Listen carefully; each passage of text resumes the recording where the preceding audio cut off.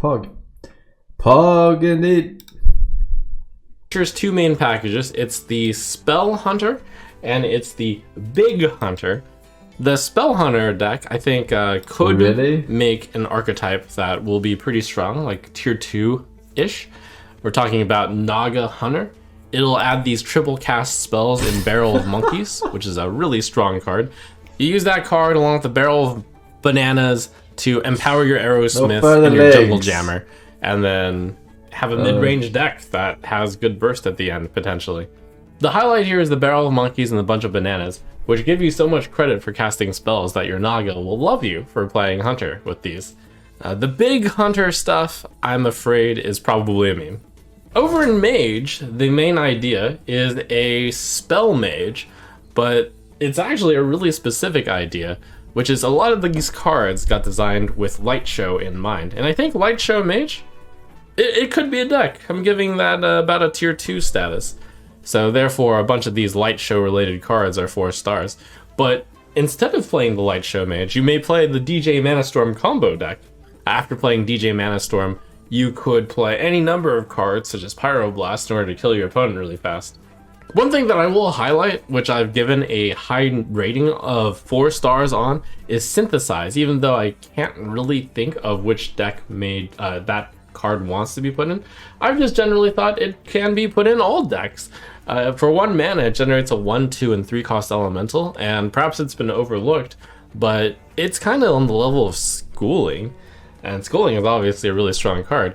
Instead of just what the hell is Finale, you're getting a 1, 2, 3 elemental, and those elementals are quite good. Like, I looked at the pulls that you get. All of the cards are good. But Mage does get a lot of generally good cards in Cosmic Keyboard, Volume Up, both insane 5-star cards.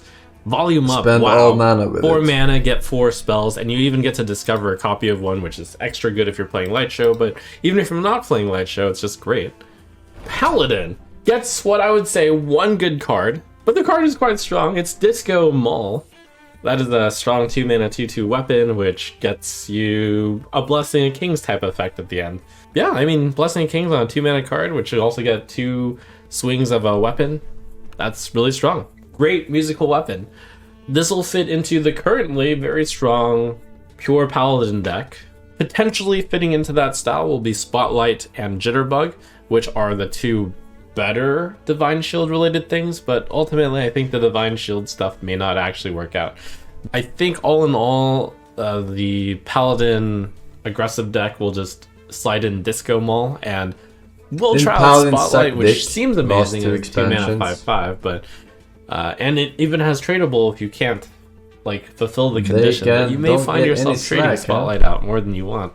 And for the control decks, I simply just don't see the Starlight. I just don't see control Paladin really outclassing any of the other classes that could be a control deck, of which there are many. Priest has 2 main themes to it. I do think that the control pools are quite strong. Love Everlasting supports a very control Priest style that outlasts your opponent. Fight Over Me is a really good kill 2, draw 2 during my spells for 4 Hearthstone mana. Pro So both of those go into the Control Priest deck, which I think will be about tier 2. I think Harmonic Pop and potentially Fan Club also have some use in the Control Priest, though those aren't as obvious of gimmies. Shadow Form Priest may enjoy Idle's Adoration in order to use the Shadow Form ability twice for only 1 mana.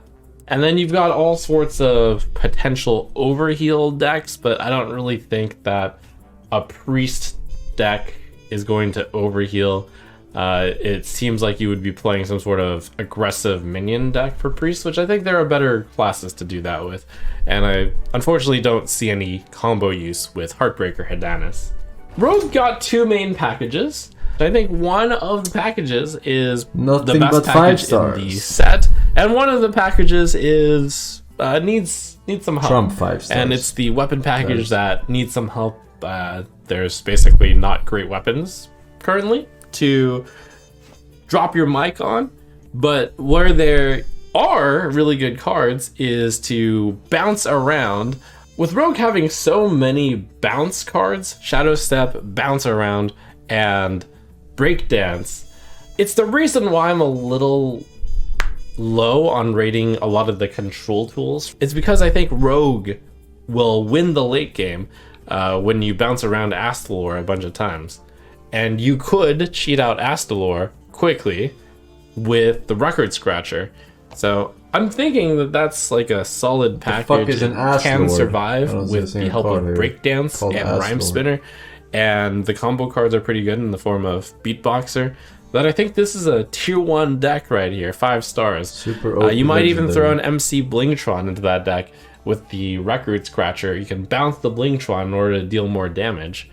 Wow, it's a Shaman package that is quite good. That's because pretty much all of the Shaman cards go towards an Overload package. The ones that are 4 stars and 5 stars are obviously the ones that I think are actually... Alright. We get it.